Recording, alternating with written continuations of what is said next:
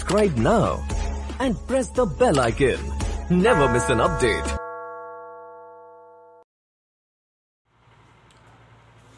Hello दोस्तों, कैसे हो आप लोग। मैं अनूप वर्मा आप लोगों के समक्ष एक वीडियो लेकर आया हूँ। पहले वीडियो में मैंने आप लोगों को सेट नंबर 6 जो 2020 का कक्षा 10 की गणित का पढ़ा रहा था, तो इसका सेट नंबर 2020 का सेट नंबर 6 मैंने डाल दिया था। आज से हम स्टार्ट करने वाले हैं सेट नंबर 7। ठीक है, तो सेट नंबर 7 जो कि 2020 का लास्ट सेट है, इसके बाद मैं आशा करूंगा कि आप लोगों के लिए मैं क्लास 12 का फिजिक्स का चैप्टर 1 से स्टार्ट करने वाला हूं। ठीक है, तो तब तक के लिए आप सेट नंबर 7 देखिए। तो सेट नंबर 7 जो आपका दिया है, पहला क्वेश्चन है पहले का दिया है सेट नंबर 7। पहले का क्वेश्चन लिखा है कि बिंदु -3,4 की x अक्ष से दूरी। तो आपका बिंदु दिया गया है -3,4 की x अक्ष से दूरी। ठीक, तो इसके लिए पहले हम बना लेंगे देख लेते हैं। इस पे ये आपका x है, ये y है। ठीक, ये आपका x डैश है, ये y डैश है। इधर आपके सब प्लस में रहेंगे, यहां भी प्लस में रहेंगे,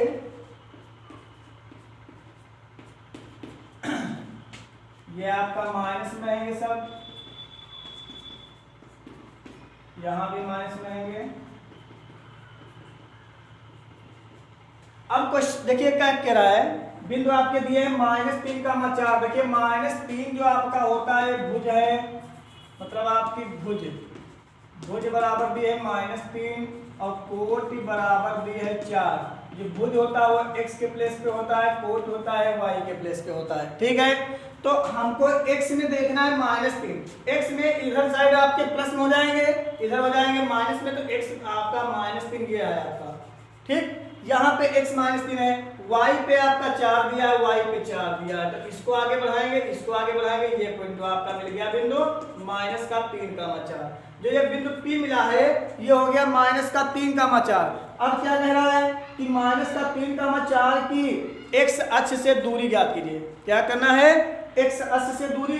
तो x अक्ष से दूरी ज्ञात करना है, तो ये बिंदु आपका है, तो ये आपका x अक्ष है। ये आपका क्या है, ये x अक्ष है, और इस बिंदु की दूरी मतलब ये देखी जाएगी। ये कितनी है, ये आपकी देखिए 4 है। कितनी है, 4 है। तो लिख देंगे x अक्ष से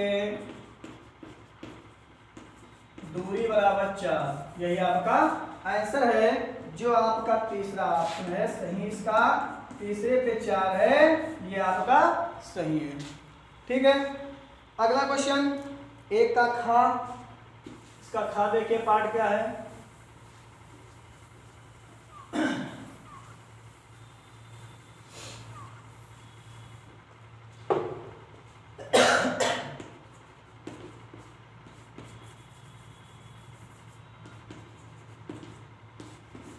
एक का खा पार्ट लिखा है कि समांतर श्रेणी -5 -5/2 0 एंड 5/2 का 11वां पद। इसका निकालना है, 11वां पद निकालना है। तो इसका 11वां पद क्या करेंगे, इसमें प्रथम हम पहले निकालेंगे। प्रथम पद a आपका क्या हो जाएगा, a हो जाएगा -5। d सार्वंतर d क्या होता है, दूसरा पद, एंड माइनस का पहला पद। तो d निकाल लेंगे, -5/2 माइनस प्लस का 5। तो d बराबर हो जाएगा -5 + 5 दूनी 10/2। 10 में 5 गया, बचा 5/2। तो d आपका कितना आ गया, d आ गया आपका 5/2। d आ गया 5/2। अब क्या करना है, 11वां पद हमको निकालना है, मतलब n बराबर दिया गया है 11। n बराबर कितना दिया गया है, 11। तो हम देखते हैं आपका 11वां पद का सूत्र, nवां पद का जो सूत्र होता है, nवां पद बराबर a + n-1 × d होता है। तो nवां पद मतलब कह रहा है 11वां पद। तो 11वां पद बराबर a आपका है -5, n आपका है 11, -1 × d दिया है 5/2। तो तो 11वां पद हो जाएगा 11वां पद -5 प्लस 11 में गया 10 गुणे 5/2 2 पंचे 10 हो जाएगा। तो हो जाएगा 11वां पद बराबर -5 प्लस 25। तो 11वां पद कितना हो जाएगा? 11वां पद हो जाएगा आपका 20। 11वां पद कितना हो जाएगा? 20 हो जाएगा। जो आपका ऑप्शन नंबर कौन सा है? जो आपका तीसरा सही है इसमें का, ठीक है। कौन सही है? तीसरा।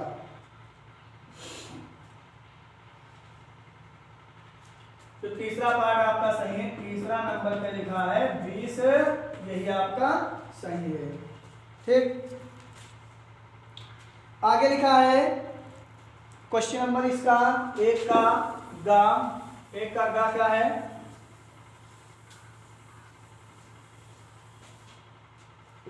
एक का गा है, लिखा है एक सिक्कों को उछालने पर ऊपर शीर्ष आने की प्रायिकता। अब देखिए, जब एक सिक्का उछाला जाता है तो एक सिक्के को उछालने पर जब एक सिक्का उछाला जाता है तो ऊपर शीर्ष आने की प्रायिकता का हेड पूछ रहा है। जब अब सिक्के को जब उछाला जाएगा तो उसमें या तो हेड आएगा या तो टेल आएगा। क्या होगा? जब सिक्कों को उछाला जाएगा, एक ही बार उछाला जाता है तो या तो हेड आएगा या तो टेल आएगा। मतलब आपके कुल परिणाम कितने हैं? कुल परिणाम आपके 2 हैं। तो लिख देंगे कि सिक्के को एक बार उछालने पर कुल परिणाम आपके हो जाएंगे 2, क्योंकि या तो हेड आएगा या तो टेल आएगा। अब कह रहा है ऊपर शीर्ष आने की प्रायिकता, तो शीर्ष मतलब शीर्ष आने की प्रायिकता, क्योंकि जब शीर्ष आने की प्रायिकता कह रहा है शीर्ष आने पर, जब शीर्ष आने पर उसके अनुकूल परिणाम कितने हो जाएंगे? अनुकूल परिणाम, क्योंकि शीर्ष एक ही बार आएगा। जब शीर्ष एक ही बार आएगा तो 1 होगा, तब प्रायिकता बराबर क्या हो जाएगी? प्रायिकता बराबर होता अनुकूल परिणाम अपान कुल परिणाम। तो अनुकूल परिणाम 1 है, कुल परिणाम 2 है, तो आपकी प्रायिकता हो जाएगी 1/2। जो आपका तीसरा ऑप्शन सही है, तीसरा ऑप्शन है 1/2, यही आपका सही है, ठीक। अगला क्वेश्चन एक का घा देखिए।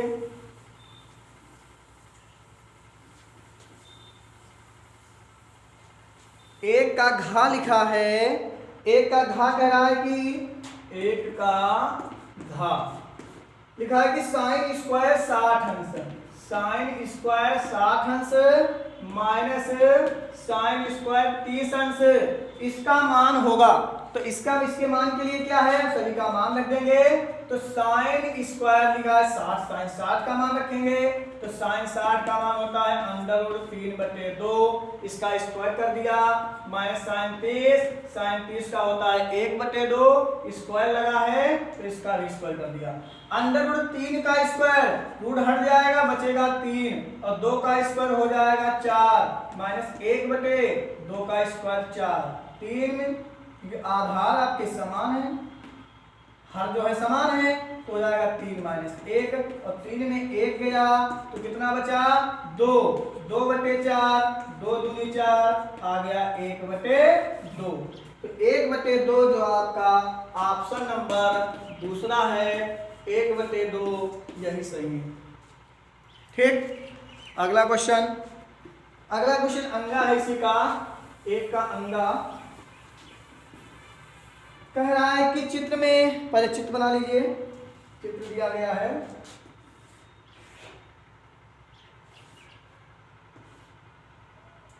ये आपका है ए, ये है बी, ये है सी, और ये है के, ये है एच।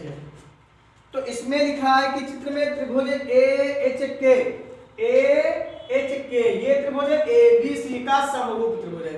मतलब ये दोनों त्रिभुज जो हैं क्या है? समरूप त्रिभुज हैं। तो कह रहा है कि AK बराबर 10 दिया गया है, ए के बराबर 10 सेंटीमीटर है, BC बराबर दिया गया है, BC बराबर 3.5 सेंटीमीटर है, और HK बराबर दिया गया है 7 सेंटीमीटर है। तो कह रहा है AC का मान बताइए। किसका मान बताना है? AC का मान बताना। अब देखिए, जब ये दोनों त्रिभुज है समरूप, ये त्रिभुज जो आपका बना है, ठीक, ये त्रिभुज क्या है? समरूप है। और जब ये त्रिभुज दोनों समरूप हैं तो समरूपता की कसौटी, इसमें समरूपता लगा देंगे, लिख लेंगे जब त्रिभुज AHK जब त्रिभुज AHK समरूप होंगे त्रिभुज किसके? ABC के, तो समरूपता कसौटी क्या हो जाएगी? इसमें हम क्या लेंगे? AK। जब AK लेंगे तो AK अपान क्या हो जाएगी? AC हो जाएगी। AK अपान AC हो जाएगी। जब इसके मुझे ये लेंगे AK तो ये क्या हो जाएगी? AC हो जाएगी। और जब इसका लेंगे HK तो इसकी क्या हो जाएगी?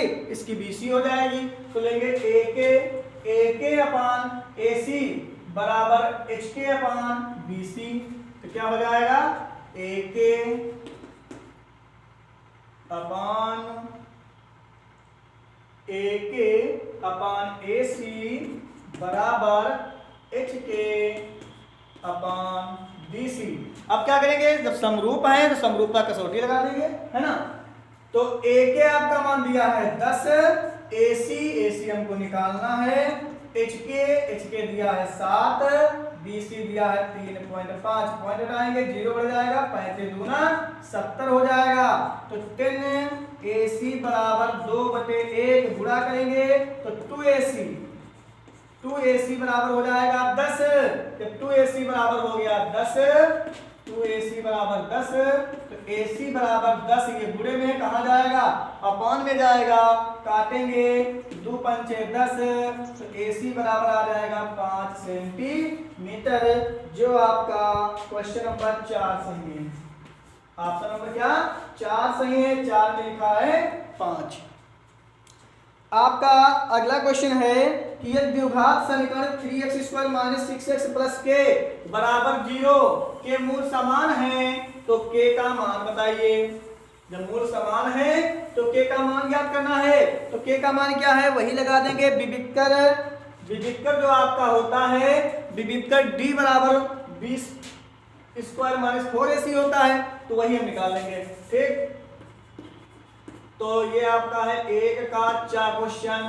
क्या दिया है कि 3x² और माइनस का 6x और प्लस का k बराबर 0 के मूल समान है, तब k का मान ज्ञात करना है। k का मान ज्ञात करना है तो इसमें लिखेंगे सॉल्यूशन। क्या हो जाएगा? सॉल्यूशन लिखेंगे 3x² - 6x + k बराबर 0। तो यहां पे लिख लेंगे समीकरण इतने की तुलना ax² + bx + c बराबर 0 से करने पर, तो जब इसकी तुलना इससे करेंगे, देखो यहाँ पे ax², यहाँ पे 3x², तो a के पोजीशन पे क्या है? 3 है। यहाँ पे bx है, यहाँ पे माइनस का 6x है, तो b के पोजीशन पे -6, और यहाँ पे c है, यहाँ पे c के पोजीशन पे -k है। तो क्या है? कह रहा मूल समान है। जब मूल समान है तो लिखेंगे जब मूल समान है तब b² - 4ac बराबर किसके होना चाहिए? 0 के। b का मान दिया है -6, तो -6 का स्क्वायर -4 गुणे a का मान है 3 और c का मान है k बराबर 0। तो 6 छाग हो जाएगा 36, माइनस प्लस हो जाएगा, और 4 3 हो जाएगा 12 के बराबर 0, ठीक। तो ये 36 आपका है प्लस में हो जाएगा माइनस में, माइनस कट गया तो आपका 12 के बराबर आ गया 36। तो के बराबर 36/12, 12 3 36 36 है तो के बराबर हो जाएगा 3। यही आपका आंसर है, जो आपका पहला क्वेश्चन सही है, पहला इसका बहुविकल्पी सही है जिसमें लिखा है 3, इसी पे आप टिक कर देना है। ठीक, अगला क्वेश्चन 2 का ये रहे आपके 1 से 4 तक एक के। अब देखेंगे आप 2 का से 2 के सभी खंड देखेंगे।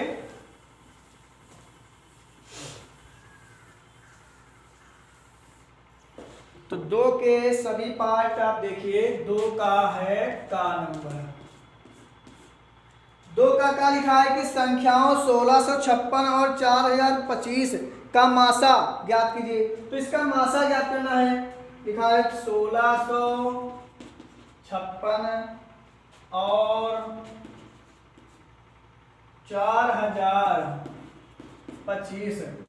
तो इसमें देखना कौन छोटी संख्या है, तो इसमें लिखेंगे 1656 लेस देन 4025। तो मतलब जब इससे छोटी है तो हम क्या करेंगे, पहले हम 1656 को 4025 को 1656 से देंगे भाग।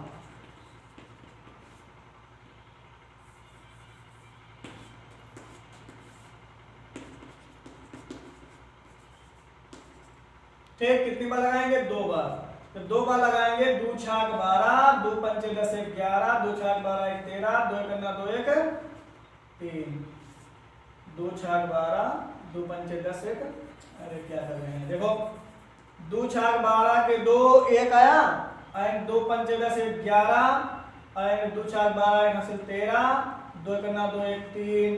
क्या करेंगे, घटाएंगे, 5 में 2 गया, तो जब 5 में 2 गया बचा 3, 2 में 1 गया 1, यहाँ आ गया 10, 10 में 3 गया 7। अब 713 को देंगे 1656, तो कितनी बार लगेगा, 7 दूनी 14, 2 बार लगा दो तो हो जाएगा 1426। 2 3 6, 2 करना 2, 2 7 14, 6 में 6 गया 0, 5 में 2 गया 3, 16 में 14 गया बचा 2। अब लिखेंगे 230 से 713 को देंगे, 3 बार लगा दो तो हो जाएगा 690। 3 0 हो गया 3, हासिल लिया होगा 11, 11 में हो गया 2, 6 में 6 का कुछ नहीं, हो गया 23। और 23 में लगाएंगे 230 का, 23 दहम 230, शेष पर आ गया 0। तो लिखेंगे अतः मासा बराबर हो जाएगा 23। यही आपका आंसर है। ठीक, कितना आता है,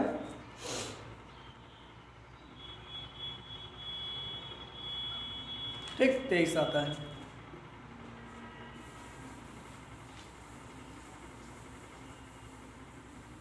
अगला क्वेश्चन है, अगला 2 का खा। 2 का खा लिखा है कि निम्नलिखित बारंबारता बंटन का बहुलक ज्ञात कीजिए। इसे आपका दिया है वर्ग अंतराल, वर्ग अंतराल दिया गया है, बारंबारता दिया गया है,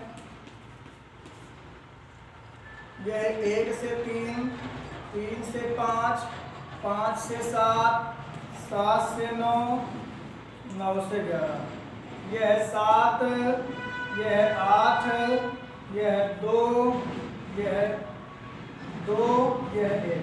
अब इसमें हमको ज्ञात करना है बहुलक, तो लिखेंगे बहुलक के लिए, बहुलक के लिए। ठीक, जब लिखेंगे बहुलक के लिए तो इसमें क्या है, देखेंगे बारंबारता वाले में सबसे बड़ी संख्या क्या है, 8 है। तो आपका F0 क्या हो गया, 8 हो गया। उसके जस्ट पहले की संख्या जो होती है वो F1 होती है, F1 आपका 7 हो गया। उसके जस्ट की बात की F2 होती है, तो F2 आपका 2 हो गया। उसके जस्ट सामने वाले वर्ग अंतराल में हम देखते हैं तो L1 L2 होता है, तो आपका L1 हो गया 3, L1 हो गया 3 और H हो गया आपका 2। कितना वर्ग अंतर है, 1 2 3, 3 2 5, 5 2 7, 7 2 9, 9 2 11। H आपका आ रहा है 2, तो लिखेंगे बहुलक बराबर, क्या लिखेंगे, बहुलक बराबर L1 plus F0 minus F1 upon 2F0 minus F1 minus F2 into H होता है। तो बहुलक कितना हो जाएगा, बहुलक बराबर L1 का मान आपका है 3 और प्लस F0 का मान है 8, F1 का मान है 7 गुणे H का मान है 2 बटे 2 F0 है 8 माइनस F1 है 7 और माइनस का F2 है 2। तो ये बहुलक हो जाएगा, बहुलक बराबर 3 प्लस 8 में 7 गया 1 गुना 2 हो गया 8 दूनी 16 और माइनस 7 2 9। तो बहुलक कितना हो गया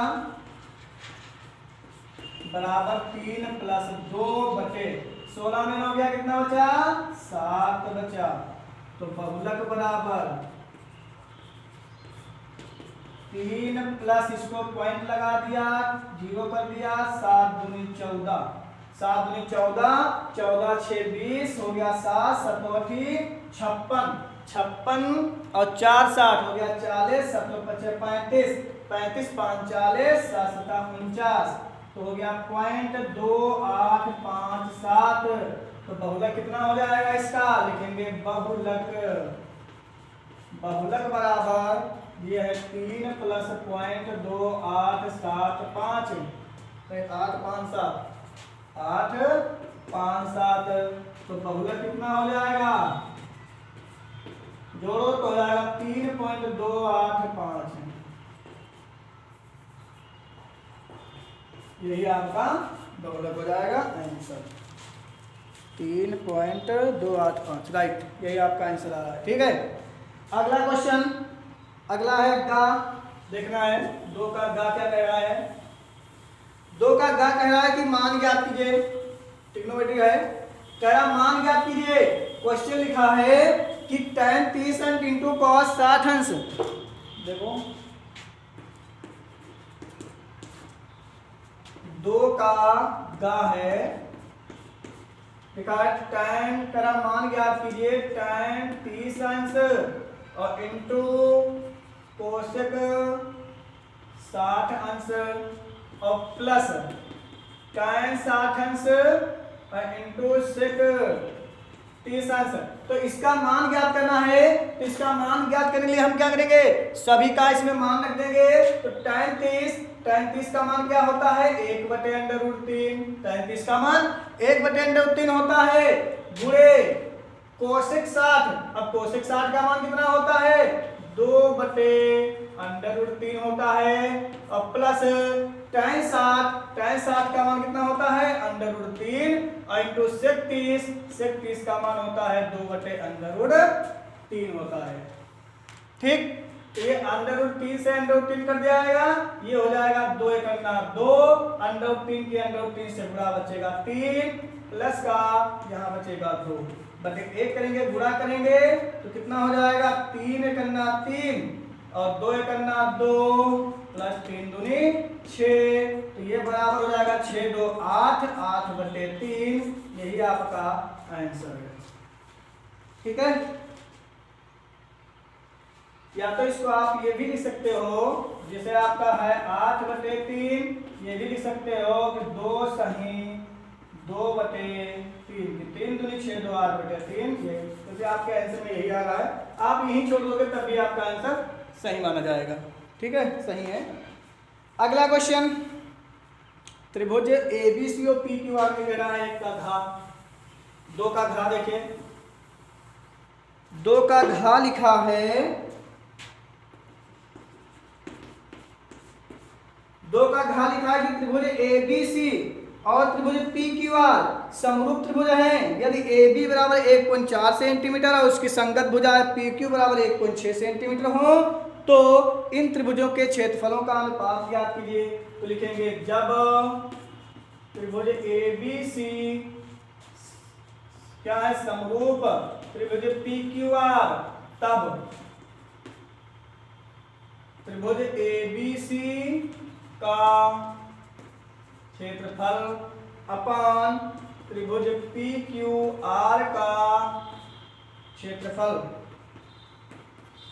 बराबर क्या हो जाएगा। इसमें भुजा दी गई AB तो हो गया AB का स्क्वायर अपान इसमें दी गई है PQ तो हो गया PQ का स्क्वायर। तो क्या लिखेंगे त्रिभुज ABC का क्षेत्रफल बटे त्रिभुज पी क्यू आर का क्षेत्रफल। ये बराबर क्या हो जाएगा, ए बी का स्क्वायर, ए बी कितना दिया गया है, ए बी दिया गया है 1.4 का स्क्वायर और पी क्यू दिया है 1.6 का स्क्वायर हो गया। तब आपका हो गया त्रिभुज ए बी सी का क्षेत्रफल अपॉन त्रिभुज पी क्यू आर का क्षेत्रफल।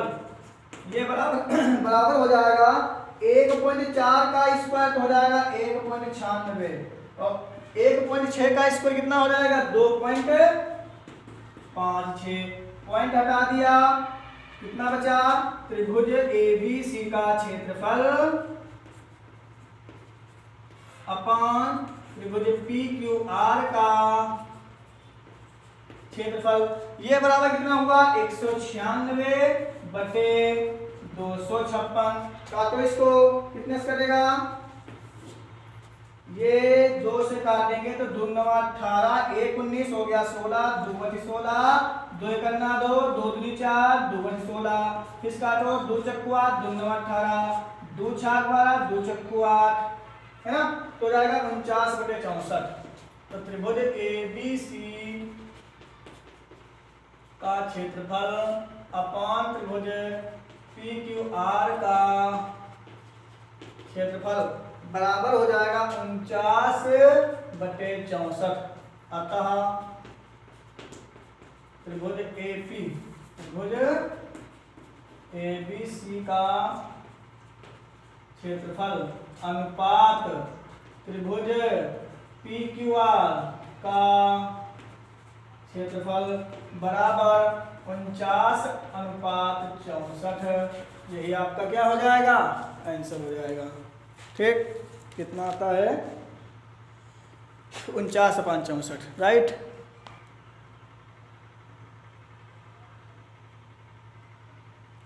आगे क्वेश्चन देखिए, आगे अगला क्वेश्चन है 3 का कह रहा है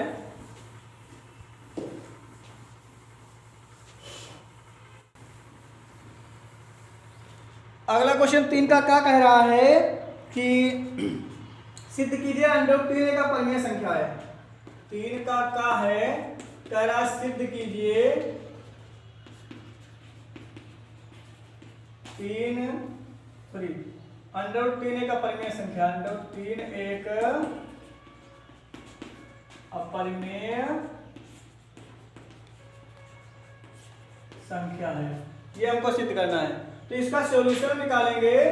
सॉल्यूशन क्या हो जाएगा, देखिए जब इस तरह का कोई क्वेश्चन होता है, सिद्ध करना होता है कि √3 का परिमेय संख्या है, तो इसका हम विपरीत मान लेते हैं। तो इसका विपरीत हम क्या मानेंगे, विपरीत मान लेंगे कि माना √3 एक परिमेय संख्या है। हम क्या मान लिया हमने कि √3 एक परिमेय संख्या है, और जब √3 एक परिमेय संख्या है तो परिमेय संख्या जो होती है आपकी वो P/Q के रूप की होती है। तो इसको हम क्या मान लेंगे, तब मान लेंगे कि √3 बराबर P/Q। √3 क्या मान लेंगे, P/Q मान लेंगे। और आगे क्या लिखेंगे, जहां P, Q एक पूर्णांक है।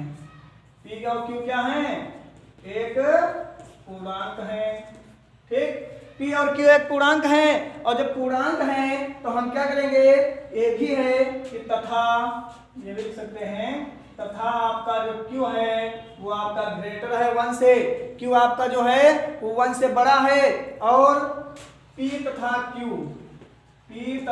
के क्या है, कोई उभयनिष्ठ गुणनखंड नहीं है। ये लिख सकते हैं यहाँ पे, तथा P, Q के कोई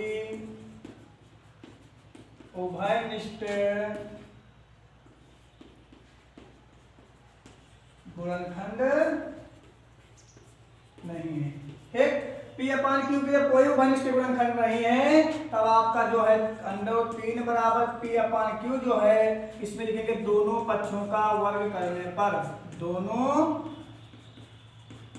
पक्षों का वर्ग करने पर, जब दोनों पक्षों का वर्ग करेंगे तो जो √3 का स्क्वायर है, सॉरी √3 है, तो इसका रूट हट जाएगा, ये हो जाएगा p²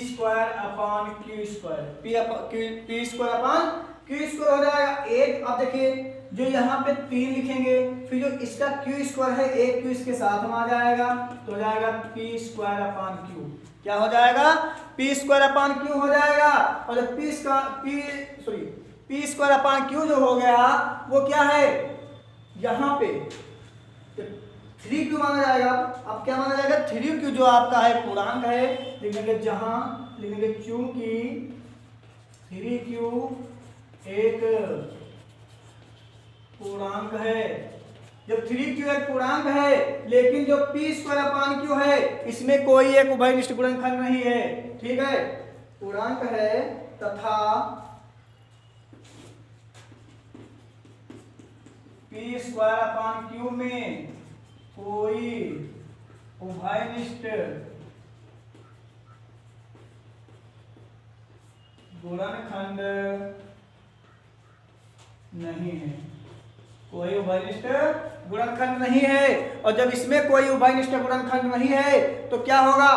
तो p²/q होगा, p²/q does not equal to 3q के, p²/q does not equal to 3q के बराबर नहीं होगा। तो ये जब बराबर क्यों नहीं होगा? क्योंकि इससे ये सिद्ध हुआ कि हमारी जो कल्पना हमने कल्पना क्या की थी कि √3 एक परिमेय संख्या है, तो इससे ये सिद्ध हुआ कि हमारी कल्पना असत्य है, अतः √3 एक अपरिमेय संख्या है। तो जब ये नहीं सिद्ध हुआ है p²/q does not equal to 3q के, अतः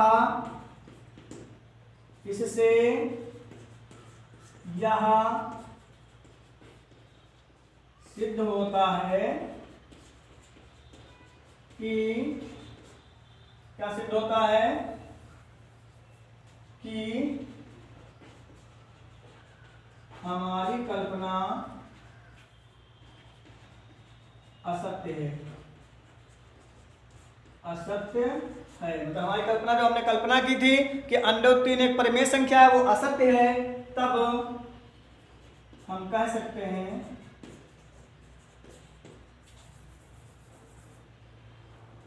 या तब √3 एक अपरिमेय संख्या है, अपरिमेय संख्या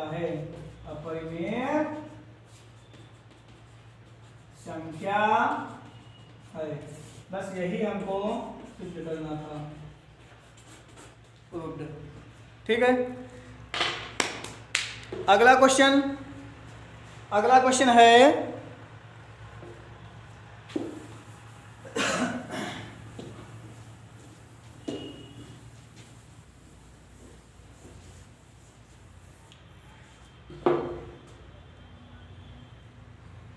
अगला क्वेश्चन लिखा है कि एक रेखा y तथा x अक्ष को क्रमशः बिंदुओं P तथा Q पर प्रतिच्छेद करती है। यदि 2,-5 PQ का मध्य बिंदु हो, 2,-5 PQ का मध्य बिंदु हो तो P तथा Q के निर्देशांक ज्ञात कीजिए। ठीक, ये क्वेश्चन है 3 का खा क्या लिखा है कि एक रेखा y तथा x अक्ष को क्रमशः बिंदुओं P तथा Q पर प्रतिच्छेद करता है। तो ये आपका x अक्ष हुआ, ये y अक्ष हुआ, मान लो ये आपकी रेखा है। तो ये रेखा क्या है? एक को स्पर्श करती कराके P तथा Q बिंदुओं पे, तो P पे किसको? y को P पे स्पर्श करता है और x को Q बिंदुओं पर स्पर्श करता है। और ये भी लिखा है कि इस रेखा के जो मध्य बिंदु का निर्देशांक मात्र एक मध्य बिंदु दिया गया है, उसका निर्देशांक है 2,-5 है। कह रहा है कि P तथा Q पर प्रतिच्छेद करते हैं। यदि 2,-5 PQ का मध्य बिंदु हो तो P तथा Q के निर्देशांक ज्ञात कीजिए। अब ध्यान दो, चूंकि ये आपका मूल बिंदु हुआ तो मूल बिंदु में क्या हो गया? 0,0 हो गया। मूल बिंदु में हम लिख सकते हैं 0,0। अब चूंकि ये कह रहा है कि PQ का मध्य बिंदु आपका ये है, 2,-5 है, तो कह रहा P तथा Q के निर्देशांक ज्ञात कीजिए। अब देखिए यहां से आपका x जो Q बिंदु का निर्देशांक हो जाएगा उसको हम लिख सकते हैं x, 0 और y बिंदु वाले को लिख सकते हैं 0, y।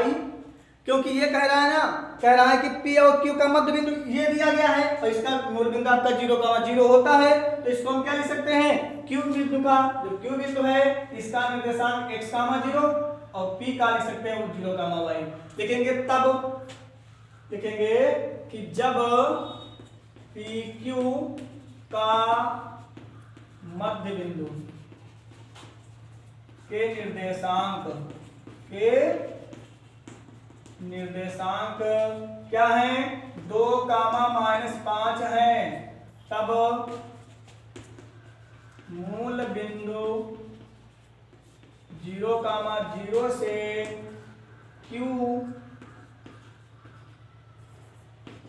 P पे आपका 0, तथा Q पे होगा x, 0 होंगे।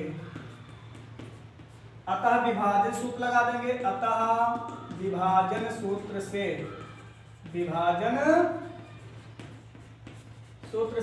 तो अब लगाएंगे विभाजन का सूत्र।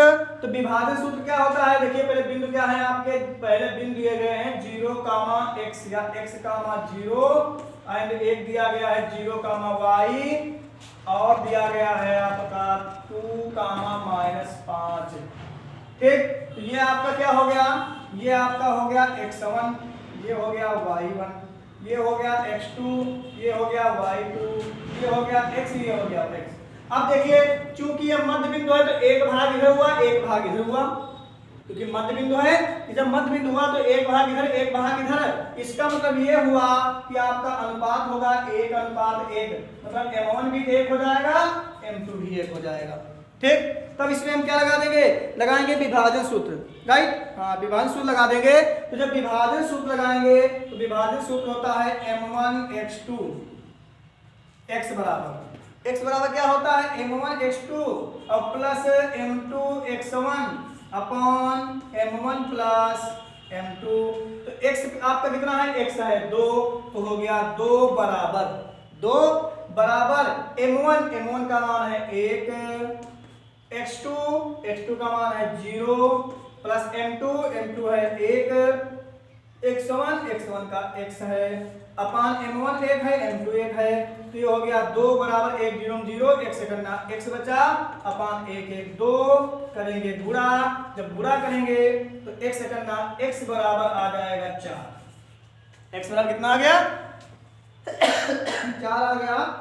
पुनः y बराबर M1 y2 plus M2 y1 upon M1 plus M2 लगाएंगे। ठीक, तो y बराबर कितना है -5 है, बराबर M1 आपका 1 है, M1 कितना है 1 है, y2 आपका y है प्लस M2 1 है, y1 आपका 0 है अपॉन 1 प्लस 1, तो -5 बराबर y करना y, ये तो आपका 0 हो जाएगा, 1 हो जाएगा 2 करेंगे गुणा, तो y करना y बराबर 5 दूनी 10 हो जाएगा। तो लिखेंगे अतः P बिंदु के निर्देशांक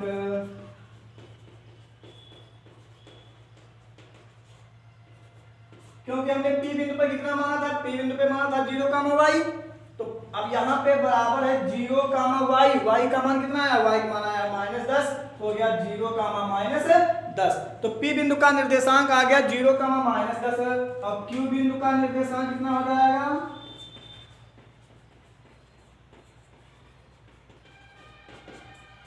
Q पे हमने कितना माना है x, 0, तो x आपका आया है 4, x कितना आया है 4 आया है, तो हो जाएगा 4, 0 और यही आपका आंसर है।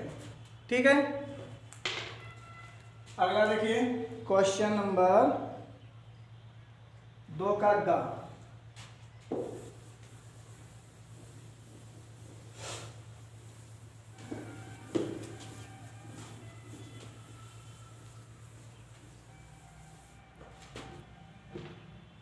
दो का ग कह रहा है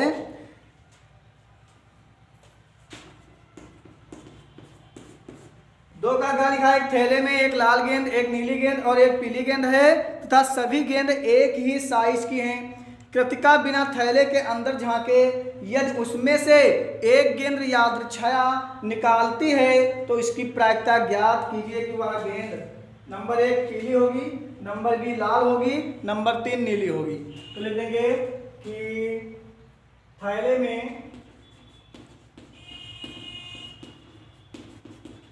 लाल गेंद बराबर 1 है। लाल गेंद कितनी है? 1 है। लाल गेंद 1 है और नीली गेंद कितनी है? नीली गेंद बराबर 1 एंड पीली गेंद बराबर 1। पीली गेंद बराबर 1। तो लिख देंगे कुल गेंदों की संख्या बराबर है, कुल गेंदों की संख्या बराबर 1 1 2 1 कितना हो जाएगा? 3 हो जाएगा। अब नंबर 1 कह रहा है क्या? क्वेश्चन पहले कह रहा है कि कृतिका बिना थैले के अंदर झांके यदि उनमें से एक गेंद यादृच्छा निकालती है तो इसकी प्रायिकता ज्ञात कीजिए कि वह गेंद पीली होगी। तो नंबर 1 के लिए कह रहा है पीली होगी। तो अब पीली होगी, पीली एक ही गेंद है, पीली गेंद कितनी है? एक ही है, तो उसकी अनुकूल परिणाम हो जाएगा 1। और कुल गेंदें कितनी है? 3 है। कुल गेंदें 3 है, तो लिखेंगे तब अनुकूल परिणाम, अनुकूल परिणाम बराबर 1 एंड कुल परिणाम कितने हैं? कुल परिणाम बराबर 3 है कि कुल गेंदें 3 है। तब प्रायिकता बराबर क्या हो जाएगी? प्रायिकता बराबर अनुकूल परिणाम अनुकूल परिणाम तो हो जाएगा 1/3। यही आपका आंसर हो जाएगा। और बी नंबर में कह रहा है, बी नंबर में कह रहा है कि लाल होगी, तो लाल होगी उसके लिए क्या है? लाल होगी। जब लाल होगी तो उसके लिए भी अनुकूल परिणाम कितना हो जाएगा? 1, क्योंकि लाल गेंद भी 1 है और कुल परिणाम कुल आपका 3 है, कुल गेंदें 3 है। तब लिखेंगे अनुकूल परिणाम, अनुकूल परिणाम बराबर 1 और कुल परिणाम बराबर 3। तो निकालेंगे प्रायिकता, प्रायिकता बराबर अनुकूल परिणाम अनुकूल परिणाम, ये भी हो जाएगा 1/3। सी में कह रहा है नीली होगी, सी में कह रहा है नीली होगी।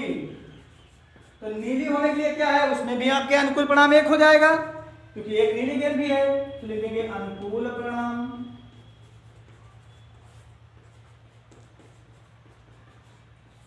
बराबर 1 और कुल परिणाम बराबर क्या है? 3।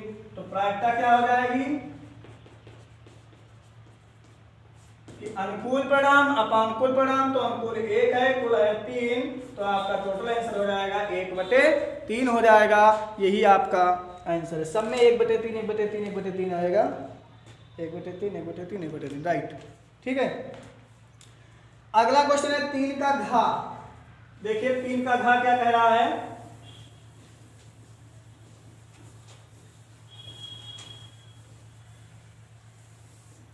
तीन का घा कह रहा है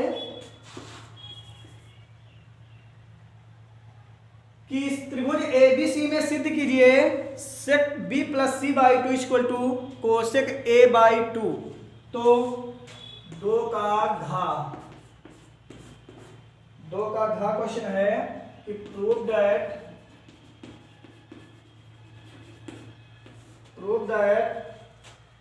in the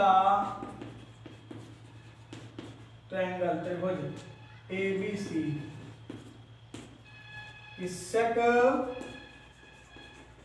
B plus C by 2 is equal to cosec A by 2, right. हमको सिद्ध करना ये, तो इसका हम निकालेंगे सॉल्यूशन। क्या निकालेंगे? सॉल्यूशन। इसका जब हल निकालेंगे तो हल क्या हो जाएगा? देखेंगे त्रिभुज ए बी सी में, त्रिभुज ए बी सी में कोण ए प्लस कोण बी प्लस कोण सी बराबर होता है 180। ठीक। अब क्योंकि हमको देखना है कि b प्लस सी इधर रखना है, a को करना है पक्षांतर, a इधर लाना है, तो हम क्या करेंगे b प्लस सी को यहीं रखेंगे, तो 180 a उधर जाएगा, हो जाएगा माइनस का, लिखेंगे दोनों पक्षों में 2 से भाग करने पर, दोनों पक्षों में 2 से भाग करने पर, जब 2 से भाग किया जाएगा तो हो जाएगा b प्लस सी बाई 2 बराबर 180 माइनस a बाई 2 हो जाएगा, तो इसको हम लिख सकते हैं b प्लस सी बाई 2 बराबर 180 बटे 2 माइनस का 1 बटे 2, इसको काटेंगे आपका हो जाएगा 90, तो कितना हो जाएगा, तब आपका हो जाएगा b प्लस सी बटे 2 बराबर 90 माइनस a बटे 2। अब क्या है, चूंकि हम b प्लस सी बाई 2 आ गया, देखो इधर लाना है सेक, तो उधर हम क्या करेंगे दोनों पक्षों में हम सेक ले लेंगे, तो लेंगे दोनों पक्षों में सेक लेने पर, दोनों पक्षों में सेक लेने पर, तो दोनों पक्षों में जब सेक लिया जाएगा तो हो जाएगा सेक b प्लस सी बाई 2 बराबर सेक 90 माइनस a बाई 2, तो ये आपका हो जाएगा सेक b प्लस सी बाई 2 बराबर, अब चूंकि एक सूत्र होता है सेक 90 माइनस थीटा, ये होता है आपका कोसेक थीटा, तो जब सेक 90 माइनस थीटा होता है कोसेक थीटा, तो सेक 90 माइनस a बाई 2 क्या हो जाएगा, ये हो जाएगा कोसेक a बाई 2, और यही हमको सिद्ध करना था प्रूफ।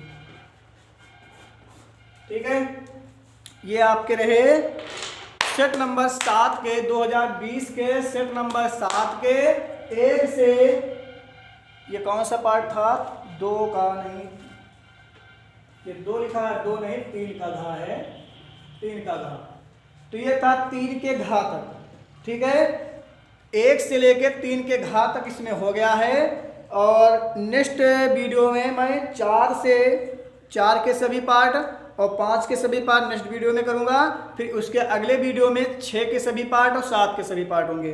तो इस वीडियो में आपके सेट नंबर 7 के 1 के सभी पार्ट हैं, 2 के सभी पार्ट हैं, 3 के सभी पार्ट हैं, इतना किया है। तो दोस्तों अगर आप लोगों को वीडियो अच्छा लगा हो तो इसको वीडियो को लाइक करें, शेयर करें और ज़्यादा से ज़्यादा चैनल को सब्सक्राइब करें। Thank you. Subscribe now and press the bell icon. Never miss an update.